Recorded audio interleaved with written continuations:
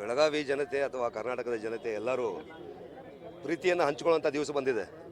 ಪ್ರೀತಿ, ವಿಶ್ವಾಸ, ನಂಬಿಕೆ ಉಳಿಸಬೇಕಾಗಿದೆ. ದೇಶವನ್ನು ಒಂದು ಮಾಡಬೇಕಾಗಿದೆ. ರಾಜ್ಯದ ಜನತೆಗೆ ಖುಷಿಯನ್ನು ಕೊಡಬೇಕಾಗಿದೆ. ಅದಕ್ಕೋಸ್ಕರ ಈ ಒಂದು ಪ್ರೋಗ್ರಾಮನ್ನು ನಾವು ಇಟ್ಕೊಂಡಿದ್ದೀವಿ. ಇದರಿಂದ ಜನಗಳಿಗೆ ತುಂಬ ಕಲೀಲಿಕ್ಕೆ ಸಿಗುತ್ತೆ. ಬರ್ತಕ್ಕಂಥ ದಿವಸದಲ್ಲಿ ಒಂದಾಗುವಂಥ ಪರಿಸ್ಥಿತಿ ಬರುತ್ತೆ. ಎಲ್ಲರೂ ಒಂದಾಗಬೇಕು. ಕನ್ನಡಿಗರಷ್ಟೇ ಅಲ್ಲ, ಭಾರತ ದೇಶದಂತ ಎಲ್ಲರೂ ಒಂದಾಗಬೇಕು, ಕೂಡಿ ಬದುಕಬೇಕು.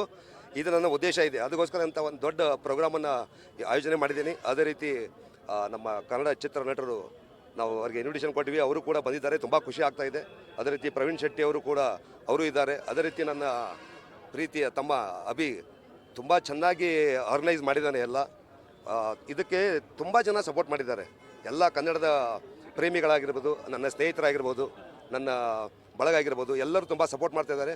ಮತ್ತು ಇದು ಭಾಳ ಅದ್ಧೂರಿಯಾಗಿ ನಡೆಯುತ್ತೆ. ಸಾಯಂಕಾಲ ಭಾಳಷ್ಟು ವಿಷಯ ಕರ್ನಾಟಕದ ಜನತೆಗೆ ಅಷ್ಟಲ್ಲ, ಪೂರ ಭಾರತ ದೇಶಕ್ಕೆ ಎಲ್ಲರಿಗೂ ಗೊತ್ತಾಗುತ್ತಿದೆ ಇವತ್ತು.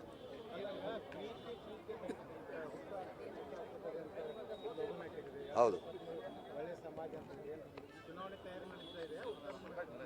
ಚುನಾವಣೆ ತಯಾರಿ ಇದ್ದರೆ ಈ ರೀತಿ ಇರ್ತಿರಲಿಲ್ಲ, ಅದು ಬೇರೆ ಇರ್ತಿತ್ತು. ಇದು ಚುನಾವಣೆ ಇಲ್ಲ, ಪ್ರೀತಿಯನ್ನು ಹುಟ್ಟಾಕಬೇಕಾಗಿದೆ. ಈಗ ದೇಶದಲ್ಲಿ, ರಾಜ್ಯದಲ್ಲಿ ಹೊಡಿ ಕಡಿ, ಜಾತಿ, ಧರ್ಮ ಇದೇ ನಡೀತಾ ಇದೆ. ಇದೆಲ್ಲ ಬಂದ್ ಆಗಬೇಕು. ನಾಟಕ ಕಂಪ್ನಿ ಎಲ್ಲ ಬಂದ್ ಮಾಡಿಸ್ಬೇಕಾಗಿದೆ. ಅದಕ್ಕೋಸ್ಕರ ಇದೊಂದು ಹೋರಾಟ ಇದೆ. ಸಾಯಂಕಾಲ ಎಲ್ಲರಿಗೂ ತಿಳಿಯುತ್ತೆ, ಪ್ರೀತಿಗಾಗಿ ಬದುಕಬೇಕಾಗಿದೆ. ಪ್ರೀತಿಯಲ್ಲಿ ದಮ್ ಇದೆ, ದುಡ್ಡಿನಲ್ಲಿ ದಮ್ ಇಲ್ಲ ಅಂತೇಳಿ ತೋರಿಸ್ಲಿಕ್ಕೆ ಹೊರಡ್ತಾ ಇದ್ದೀನಿ ನಾನು.